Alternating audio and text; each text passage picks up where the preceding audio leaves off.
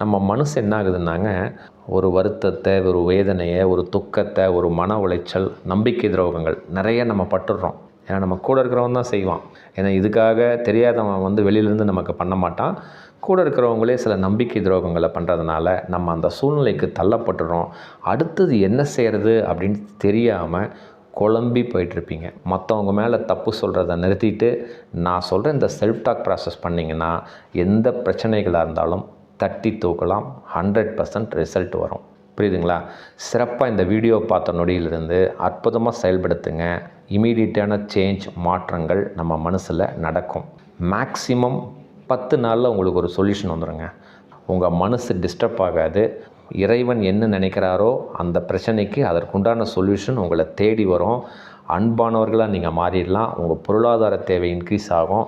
நம்ம மனசு ரொம்ப தெளிவாக இருக்கும். நல்லவங்க மட்டும்தான் நம்மளை நோக்கி வருவாங்க. சிறப்பாக செயல்படுத்துங்க.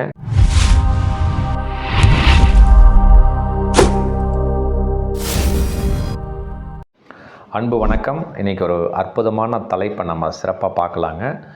இன்றைக்கி என்ன பார்க்க போகிறோன்னா 4வது செயல்பாடுகள். ஏன்னா ஏற்கனவே உங்களுக்கு 3 செயல்பாடுகள் நான் சொல்லிட்டேன். அதாவது வாழ்க்கையில் நம்ம ஒரு சில சூழ்நிலைகளை சந்திக்கிறோம். உங்கள் பாஷையில் சொன்னால் ஒரு பிரச்சனைகள் நடந்து முடிஞ்சு போச்சு. எல்லாமே நடந்து முடிஞ்சு போச்சு. இதுக்கப்புறம் என்ன செய்கிறதுன்னு தெரியல. அந்த மனநிலையில் நம்ம தேவைகள், நம்மளோட கோல் அதை அச்சீவ் பண்ணணும்னு சொன்னீங்கன்னா இந்த 5 வழிமுறைகளை நீங்கள் செயல்படுத்தினீங்கன்னா 100% எந்த சூழ்நிலையாக இருந்தாலும் தட்டி தூக்கலாம். இன்றைக்கி நம்ம பார்க்க போகிறது 4வது செயல்பாடுகள்.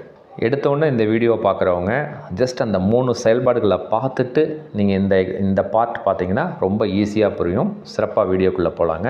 இதில் ஒரு செயல்படுத்தும் வழிமுறைகள் நான் சொல்லியிருக்கேன். இதை செயல்படுத்துறதுல உங்களுக்கு ஏதாவது சந்தேகங்கள், கேள்விகள் ஏதாவது உங்களுக்கு கேட்கணுன்ட்டு இருந்தீங்கன்னா என்னுடைய வாட்ஸ்அப் நம்பர் 9080274280 வாய்ஸ் மெசேஜ் பண்ணுங்கள். நலமாக உங்களோட பேசுகிறேன். அற்புதமாக செயல்படுத்தலாம். கட்டணம்லாம் எதுவும் கிடையாதுங்க.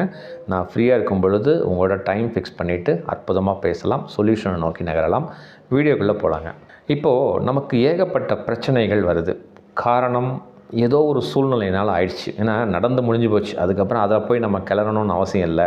ஃபார் எக்ஸாம்பிள் ஒரு சொத்து பிரச்சனை, அது வரும்னு நினச்சிங்க, வரல. அதனால் உங்களுக்கு ஏற்பட்ட கடனை உங்களால் அடைக்க முடியல. ஒன்று ஒரு லாபத்துக்காக தான் பிஸ்னஸ் செஞ்சீங்க.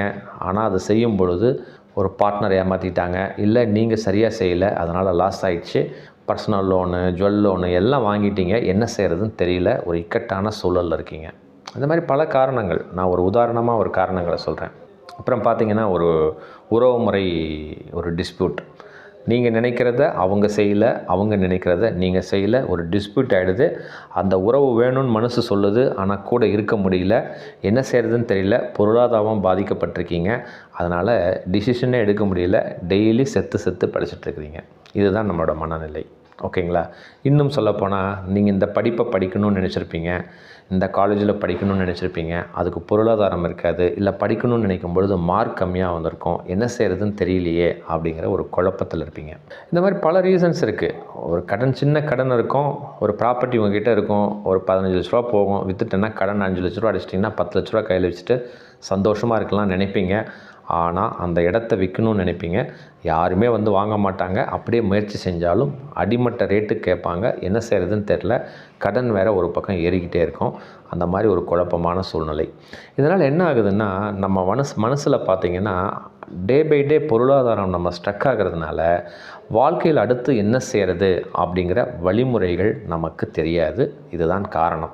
இது என்ன ஆகுதுன்னா நம்ம மனசு என்ன ஆகுதுன்னாங்க, ஒரு வருத்தத்தை, ஒரு வேதனையை, ஒரு துக்கத்தை, ஒரு மன உளைச்சல், நம்பிக்கை துரோகங்கள் நிறைய நம்ம பட்டுடுறோம். ஏன்னா நம்ம கூட இருக்கிறவன் தான் செய்வான். ஏன்னா இதுக்காக தெரியாதவன் வெளியிலேருந்து நமக்கு பண்ண மாட்டான். கூட இருக்கிறவங்களே சில நம்பிக்கை துரோகங்களை பண்ணுறதுனால நம்ம அந்த சூழ்நிலைக்கு தள்ளப்பட்டுறோம். அடுத்தது என்ன செய்கிறது அப்படின்னு தெரியாமல் குழம்பி போயிட்டுருப்பீங்க. ஸோ இந்த மாதிரி நான் சொன்ன எந்த சூழ்நிலைகளில் ஒரு சூழ்நிலைகள் உங்களுக்கு இருந்தாலும் 100% நீங்கள் வெளியில் வரலாம். சிறப்பாக செயல்படுத்துங்க. ஆல்ரெடி 3 விஷயங்கள் நான் சொல்லியிருந்தேன். முதல் விஷயம் ஷார்ட்டாக சொல்லிடுறேங்க.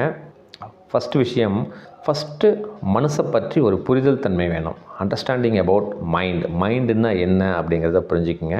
2வது விஷயம், அந்த மைண்டுக்கு சார்ஜ் பண்ணுங்கள். You just charge on daily basis. அந்த மைண்டுக்கு சார்ஜ் பண்ணுங்கள். 3வது விஷயம், அந்த 1, 2 கரெக்டாக செயல்படுத்துனீங்கன்னா நம்மளோட மைண்டில் ஒரு ஆக்கப்பூர்வமான சிந்தனைகள் செயல்பாடுகள் வரும். That is new creation develop ஆகும். அதை நோக்கி பயணம் செய்யுங்க. அதை நோக்கி பயணம் செய்யும்போது நான் சொல்கிற இந்த 4வது விஷயங்களை செல்ஃப் டாக் ப்ராசஸை அற்புதமாக செயல்படுத்துனீங்கன்னா, இந்த செல்ஃப் டாக் ப்ராசஸ் எதுக்காக பண்ணுறோன்னாங்க, வாழ்க்கையில் பல நபர்களை கடந்து வந்து வாழ்க்கையில் ஒரு வருத்தங்கள், சோகங்கள், மன உளைச்சல், பய உணர்வு, அந்த மாதிரி நிறைய குழப்பத்தில் வேதனையில் இருப்போம், ஒரு வெறுப்பில் இருப்போம், என்ன செய்கிறதுனே தெரியல, ஏன் செத்து போகலான்னு கூட இருப்போம். அந்த மாதிரி சூழ்நிலை இருந்தாலும் இந்த செல்ஃப் டாக் ப்ராசஸை நீங்கள் செய்கிறதுனால 100% இதிலேருந்து வெளியில் வரலாம். சரி சார், இந்த செல்ஃப் டாக் ப்ராசஸ்னால் என்ன அப்படின்னா சிம்பிளாக சொல்கிறேங்க. நான் டிஸ்கிரிப்ஷன் லிங்க்கில் நான் அதை அனுப்புகிறேன். ஒரு 6 விதமான பயிற்சிகள் இருக்குது. அன்பு தியானம், கேள்வி தியானம், ஆன்ம தியானம், சிறப்பு தியானம், மகிழ்ச்சி தியானம் மற்றும் கருணை தியானம். இது தியானம் கிடையாதுங்க. ஒரு மனசுக்குள்ளே நம்ம பிரச்சனைகள் எத்தனை இருந்தாலும் ஒரு பிரச்சனைக்கு இந்த 6 விதமான பயிற்சிகள் செய்யலாம். மினிமம் ஒரு 4வது செய்யுங்க. எதுக்காக இதை நான் சொல்கிறேன்னா, எத்தனை தடவை நீங்கள் அந்த 4 பயிற்சி 3ம் செய்யலாம், 5ம் செய்யலாம், 6ம் செய்யலாம். செய்ய செய்ய நம்ம மனசுக்கு ஒரு அக்செப்டன்ஸ் ஸ்டேட் வரும். அதுக்காக தான் நான் சொல்கிறேன். ஏன்னா நம்ம அடுத்த ஸ்டெப்புக்கு போகணும். அடுத்த வாழ்க்கை நம்ம கடன் அடைக்கணும், பிரச்சனையை சமாளிக்கணும், உறவுமுறை சிக்கலை தேய்க்கணும், பிஸ்னஸ் சக்ஸஸாக பண்ணணும், இன்னும் வீடு வாங்கணும், கார் வாங்கணும், கல்யாணம் பண்ணணும், படிக்கணும். இந்த மாதிரி பொருளாதார தேவைகள் நிறையா இருக்குது. நீங்கள் இதில் போய் ஸ்டக்கப் ஆகிட்டிங்கன்னா அந்த ஸ்டக்கப்பை எப்படி கிளியர் பண்ணணுன்னா இந்த செல்ஃப் டாக் ப்ராசஸ் பண்ணுங்கள். தமிழில் ஆழ்மன பயிற்சிகள். சிறப்பாக லிங்க் அனுப்புகிறேன். பொறுமையாக பாருங்கள். பார்த்துட்டு 100% செயல்படுத்துங்க. ரிசல்ட் 200% சக்ஸஸ் ஆகலாம். நீங்கள் எந்த சூழ்நிலையில் இருந்தாலும் பரவாயில்லைங்க, நீங்கள் அதிலேருந்து வெளியில் வந்துடலாம். சரி சார், இந்த ஆழ்மன பயிற்சிகள் செய்கிறதுனால என்ன சார் யூஸ்? ஃபஸ்ட்டு நீங்கள் பார்த்தீங்கன்னா உங்கள் சூழ்நிலைகள் அப்படியே தான் இருக்கும். ஒரு 3 நாள் 7 நாளில் இதை செயல்படுத்த வாழ்க்கையில் உங்கள் மனசுக்கு ஒரு நம்பிக்கை தன்மை வரும். ஓ, நாம் இதிலேருந்து வெளியில் வந்துடலாம் அப்படிங்கிற புரிதல் தன்மை வரும். 2வது விஷயம், அந்த அன்பு தியானம் செய்ய ஸோ இந்த நடந்த நிகழ்வுகளுக்கெல்லாம் மற்றவங்களை காரணம் சொல்லாமல் நம்மளும் காரணமாயிட்டோம் அப்படிங்கிற அக்செப்ட் ஸ்டேட்டுக்கு நீங்கள் வருவீங்க. ஒன்ஸ் அக்செப்ட் ஸ்டேட்டுக்கு வந்தீங்கன்னா உங்கள் மனசு நீங்கள் சொல்கிறத கேட்டுக்கும். ஓகேங்களா?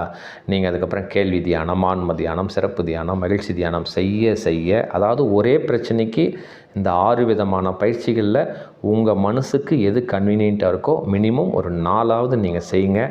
செயல்படுத்த 100% நீங்கள் பாசிட்டிவான ஆளாக மாறிடுவீங்க. புரியுதுங்களா? இந்த பயிற்சியினுடைய நோக்கம் நீங்கள் 100% பாசிட்டிவான ஆளாக மாறிடுவீங்க. ஒன்ஸ் நீங்கள் பாசிட்டிவான ஆளாக மாறின பிறகு உங்களை சுற்றி நல்லவங்க மட்டும்தான் இருப்பாங்க. ஏமாத்துறவங்க உங்களை விட்டு விலகி போயிடுவாங்க.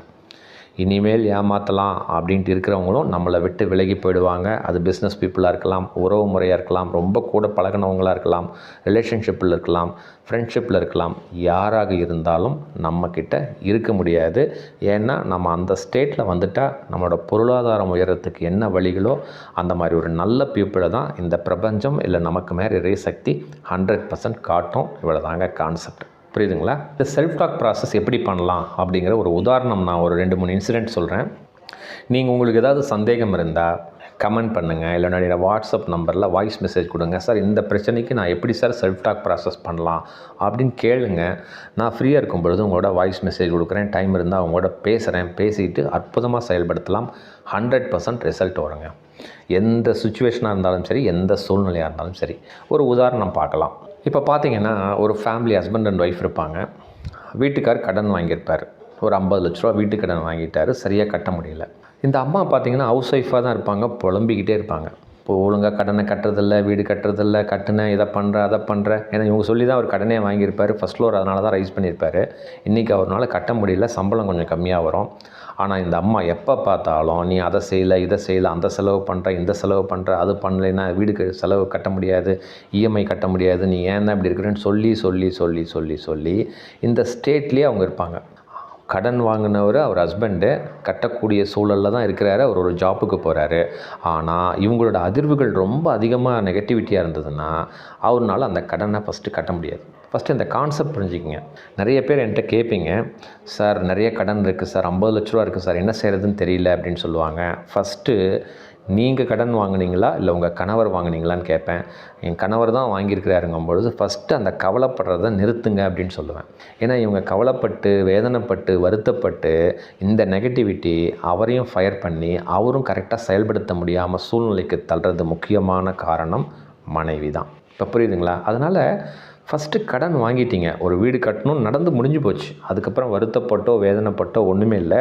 அதுலேருந்து எப்படி வெளியில் வரலாம் அப்படிங்கும்பொழுது இந்த செல்ஃப் டாக் ப்ராசஸ் ரொம்ப சிறப்பாக வேலை செய்யும். ஏன்னா அந்த வீடு உங்கள் கணவர் வாங்கியிருக்கிறாரு, இஎம்ஐயில் வாங்கியிருக்கிறாருன்னா அதுக்கு நீங்களும் தான் காரணம்.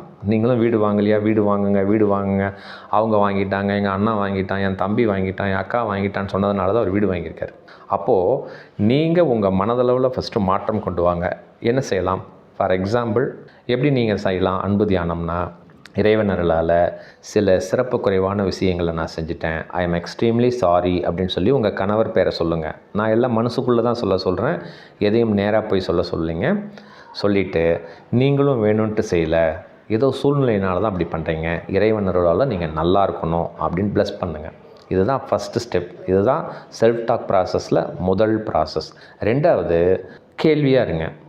இறைவன் அருளால் இந்த வீடு விஷயத்தில், இந்த வீடு நிலுவைத் தொகை கட்டுற விஷயத்தில் எது நடந்தால் நான் ரொம்ப மகிழ்ச்சியாக இருப்பேனோ அதனை இந்த இறைவன் சிறப்பாக கொடுத்துக்கிட்டே இருக்கிறாரு. நான் ரொம்ப சந்தோஷமாக இருக்கேன், என் கணவரும் ரொம்ப சந்தோஷமாக இருக்காங்க, இறைவனுக்கு நன்றி சொல்லலாமா? இவ்வளோதான், ரொம்ப சிம்பிள். ஸோ நீங்கள் இதை சொல்ல என்ன ஆகும்னாங்க, உங்கள் மனசில் ஒரு வருத்தங்கள், வேதனைகள், கோபங்கள் போக போக உங்கள் கணவரால் அந்த இஎம்ஐ, அந்த லோனை சீக்கிரமாக க்ளோஸ் பண்ணுறதுக்கு முடியும். நீங்கள் எப்போ பார்த்தாலும் சண்டை போட்டுக்கிட்டே இருந்தீங்கன்னா உங்கள் கணவர் அந்த லோனை க்ளோஸ் பண்ண முடியாது. ஃபஸ்ட்டு இந்த கான்செப்டை புரிஞ்சிக்கங்க. ஸோ பாசிட்டிவிட்டியை ஃபஸ்ட்டு உங்கள் கிட்டேருந்து க்ரியேட் பண்ணுங்கள். ஓகேங்களா? ரெண்டாவது உதாரணம், ஒரு ஹஸ்பண்ட் அண்ட் ஒய்ஃப் இருக்கீங்க. உங்கள் பொண்ணு ஒரு லவ் மேரேஜ் பண்ணிவிட்டு உங்களை கேட்காம கல்யாணம் பண்ணிவிட்டு போயிட்டாங்க. உங்களோட நினைப்பு என்னவாக இருக்குன்னாங்க, பர்டிகுலராக இந்த லேடிஸ் என்ன நினைக்கிறீங்க, ஒவ்வொரு வீட்டில் ஜென்ஸும் அந்த மாதிரி நினைக்கிறாங்க. என்ன நினைக்கிறீங்கன்னா, என் பொண்ணு அங்கே போனால் கஷ்டப்படும், அது என் பொண்ணுக்கு ஒன்றுமே தெரியாது, என்ன செய்கிறதுனே தெரியல, இந்த மாதிரி பண்ணிட்டாங்க அப்படின்னு சொல்லி புலம்பிக்கிட்டே இருக்கிறீங்க. என் பொண்ணு எப்படியாவது கல்யாணம் பண்ணிகிட்டே போயிட்டாங்க, என் பொண்ணு எப்படியாவது வந்துட்டு நாங்கள் வேறு கல்யாணம் பார்க்கணும், மாப்பிள்ளை பார்க்கணுன்னு சொல்லிட்டு அழுது புலம்புறீங்க. ஃபஸ்ட்டு ஒரு விஷயம் தெரிஞ்சுக்கிங்க, உங்கள் பொண்ணு லவ் மேரேஜ் பண்ணிவிட்டு போயிட்டாங்க. இது நடந்ததுக்கு காரணம் யார்? கொஞ்சம் யோசனை பண்ணி பாருங்கள். எதனால் இது நடந்தது? நம்ம பேரண்ட்ஸ் சரியாக இல்லாதனால தான் இது நடந்ததுங்கிறத ஃபஸ்ட்டு அக்செப்ட் பண்ணிக்கங்க. ஏன்னா நம்மளோட அன்பு குறையிறதுனால தான் அவங்க இன்னொருத்தரை தேடி போகிறாங்கங்கிற புரிதல் தன்மை கூட நமக்கு இல்லை. புரியுதுங்களா? ஸோ ஃபஸ்ட்டு நீங்கள் என்ன பண்ணலாம், இறைவன் அருளால் நானும் சில சிறப்பு குறைவான விஷயங்களை செஞ்சுட்டேன், ஐ எம் எக்ஸ்ட்ரீம்லி சாரின்னு சொல்லி உங்கள் பொண்ணு பேரை சொல்லுங்கள். நீங்களும் வேணும்ன்ட்டு செய்யலை, ஏதோ சூழ்நிலையினால தான் பண்ணிட்டீங்க, இறைவன் அருளால் நீங்கள் நல்லா இருக்கணும் அப்படின்னு சொல்லி ப்ளஸ் பண்ணுங்கள். இதுதான் ஃபஸ்ட்டு ஸ்டெப். புரியுதுங்களா? அதே மாதிரி அன்பு தியானம் பண்ணிட்டீங்க, கேள்வி தியானம் பண்ணலாம், சிறப்பு தியானம் பண்ணலாம். நான் சந்தோஷப்படுறபடி என்னோடய பொண்ணு அவங்க குடும்ப உறுப்பினர்களோட ரொம்ப சந்தோஷமாக, நலமாக, இன்பமாக, மகிழ்ச்சியாக இருக்கிறாங்க. அந்த அற்புதமான சூழ்நிலையை இந்த இறைவன் சிறப்பாக செயல்படுத்தி கொடுத்துருக்காரு, இறைவனுக்கு நன்றி சொல்லலாமா? கருணை தியானம் பண்ணலாமா? இறைவனர்களால் என் பொண்ணு நல்ல பொண்ணு தான், ஏதோ தெரியல சூழ்நிலையில் இந்த மாதிரி ஏற்பட்டுருச்சு, எதையோ ஒன்று இந்த இறைவன் நமக்கு உணர்த்துறதுக்காக இந்த சூழ்நிலையை இறைவன் செயல்படுத்தியிருக்கிறாரு, இறைவனுக்கு நன்றி சொல்லலாமா? இன்னொன்று என்ன சொல்லலாம், அப்போவும் உங்கள் கோபம் அடையலை, வருத்தங்கள் அடையலை, அப்படி ஃபீல் பண்ணுறீங்கன்னா சொல்லுங்கள், இறைவன் அருளால் என் பொண்ணு விஷயத்தில் எது நடந்தால் சந்தோஷமாக இருக்குமோ அதனை இந்த இறைவன் சிறப்பாக செயல்படுத்தி கொடுத்துட்ருக்காரு, இறைவனுக்கு நன்றி சொல்லலாமா? ஸோ இந்த 4 விதமான செல்ஃப் டாக் ப்ராசஸ் நீங்கள் செய்ய செய்ய செய்ய 2 சொல்யூஷன் வரும். ஓகேங்களா? ஒன்றா உங்கள் பொண்ணு அந்த உறவு வேண்டான்னு சொல்லிவிட்டு உங்கள் கூட வந்துடும், லைஃப் ஃபுல்லாக நீங்கள் என்ன சொல்கிறீங்களோ அதை கேட்டுக்கிட்டு நலமாக இருக்கும். இன்னொன்று என்ன நடக்கும்னா, ஏற்கனவே கல்யாணம் பண்ணிட்டு போனாங்க இல்லைங்க, அந்த உறவு முறை தான் நல்ல உறவு முறைனா சிறப்பாக அங்கே நலமாக இருப்பாங்க. ஆனால் நீங்கள் வருத்தப்பட்டுக்கிட்டு, வேதனைப்பட்டுக்கிட்டு, துக்கப்பட்டுக்கிட்டு இருந்தீங்கன்னா கஷ்டப்பட்டுகிட்டே இருப்பாங்க கடைசி வரைக்கும். காரணம் நீங்கள் தாங்கிறத ஃபஸ்ட்டு இந்த இடத்துல அக்செப்ட் பண்ணிக்கோங்க. பர்டிகுலராக நிறைய பேரை கவுன்சிலிங் பண்ணும்போது இதில் தான் இருப்பாங்க, என் பொண்ணு அப்படி வளர்த்தனேன், இப்படி பண்ணிட்டாங்க, அவள் கஷ்டப்பட்டுட்ருக்கான்னு இவங்க சொல்லியே இந்த வைப்ரேஷன் அவங்கள கஷ்டப்பட வச்சுக்கிட்டே இருக்கும். ஸோ அதனால் மனசில் ஃபஸ்ட்டு தெளிவாக இருங்க. உங்கள் மனசில் உங்கள் பொண்ணை பற்றியோ இல்லை உங்கள் பையனை பற்றியோ உங்கள் கணவர் பற்றியோ நல்ல அபிப்பிராயங்களை நீங்கள் செயல்படுத்த இந்த பிரபஞ்சம் முடிவு பண்ணணும். அந்த கணவர் வேணுமா இல்லை உங்களோட நீங்கள் நினச்ச கல்யாணத்தை பண்ணணுமாங்கிறத இறைவன் கிட்ட விட்டுட்டிங்கன்னா இந்த இறைவன் சிறப்பான சொல்யூஷனை கொடுப்பாரு. எப்போ கொடுப்பாருன்னா, நீங்கள் இந்த செல்ஃப் டாக் ப்ராசஸை 100% செயல்படுத்திங்கன்னா ரிசல்ட் வரும். இப்போ புரியுதுங்களா? இவ்வளோ தாங்க கான்செப்ட். ஸோ இந்த மாதிரி உங்களுக்கு எந்த பிரச்சனைகள் இருந்தாலும் பரவாயில்ல, ஒரு சொத்து பிரச்சனை, விற்க முடியல, அதை விற்றா தான் சார் எனக்கு சோறு, எந்த பிரச்சனை வேணால் இருக்கட்டுங்க. ஒரு கடனை கட்ட முடியல, நம்பி உதவி செஞ்சேன், அவங்க ஏமாற்றிட்டாங்க, ஒரு உதவின்னு தான் சார் செஞ்சேன், அவங்க இந்த மாதிரி ஏமாற்றிட்டாங்க, போலீஸ் கம்ப்ளைண்ட்லாம் கொடுத்துட்டேன் சார், அந்த பணம் கொடுக்கவே மாட்டேங்க, உங்களால் என்ன செய்ய முடியுமோ செய்யுங்கன்னு சொல்லிட்டாங்க. அந்த மாதிரிலாம் ரொம்ப வருத்தப்படுறீங்க, வேதனைப்படுறீங்க. ஃபஸ்ட்டு யோசனை பண்ணுங்கள், அந்த நிகழ்வு நடந்ததுக்கு யார் காரணம் அப்படிங்கிறத உங்கள் மனசை கேளுங்க. நீங்கள் தான் 100% அல்லது 50%, 60% நீங்கள் தான் காரணமாக இருப்பீங்க. அதை உணர்ந்து மற்றவங்க மேலே தப்பு சொல்கிறத நிறுத்திட்டு நான் சொல்கிற இந்த செல்ஃப் டாக் ப்ராசஸ் பண்ணிங்கன்னா எந்த பிரச்சனைகளாக இருந்தாலும் தட்டி தூக்கலாம். 100% ரிசல்ட் வரும். புரியுதுங்களா? சிறப்பாக இந்த வீடியோ பார்த்த நொடியிலிருந்து அற்புதமாக செயல்படுத்துங்க. இமீடியட்டான சேஞ்ச், மாற்றங்கள் நம்ம மனசில் நடக்கும். மேக்ஸிமம் 10 நாளில் உங்களுக்கு ஒரு சொல்யூஷன் வந்துடுங்க. ஃபஸ்ட்டு 3 நாளில் மனசு ஃபஸ்ட்டு அமைதியாகும். 7 நாள் 10 நாளில் உங்கள் மனசு டிஸ்டர்ப் ஆகாது. இறைவன் என்ன நினைக்கிறாரோ அந்த பிரச்சனைக்கு அதற்குண்டான சொல்யூஷன் உங்களை தேடி வரும். அன்பானவர்களாக நீங்கள் மாறிடலாம். உங்கள் பொருளாதார தேவை இன்க்ரீஸ் ஆகும்.